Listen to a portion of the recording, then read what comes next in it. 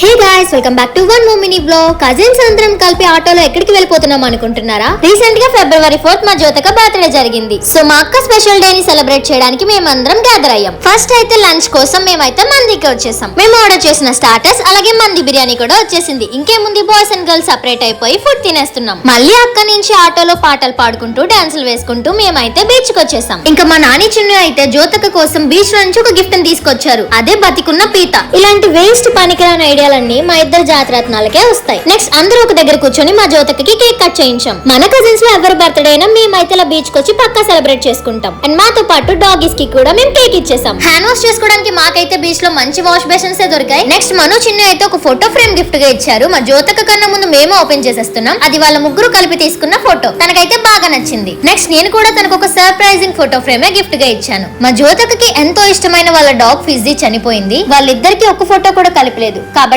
తన dog then తన single picture ని కలిపి నేను ఇలా ఎడిట్ చేసి గిఫ్ట్ గా ఇచ్చాను. ఇంకా డాగ్ అనేది అందరికి ఒక ఎమోషన్ కదా. మా జ్యోతిక అయితే ఫోటో చూడగానే చాలా ఎమోషనల్ ఫీల్ అయిపోయింది. బట్ తనకి ఈ ఫోటో ఫ్రేమ్ ఒక మెమొరబుల్ గా ఉండిపోతుంది. ఇంకా సాడ్ మూడ్ లో నుంచి బయటికి రావడానికి ఋషికొండ దగ్గర ఉన్న మ్యాగీ తినడానికి మేము అందరం వచ్చేసాం. మళ్ళీ చాలా రోజుల తర్వాత అందరం కలిపి మంచి టైం అయితే స్పెండ్ చేసాం. సో దట్స్ ఆల్ గైస్, మళ్ళీ కలుద్దాం. Bye, subscribe.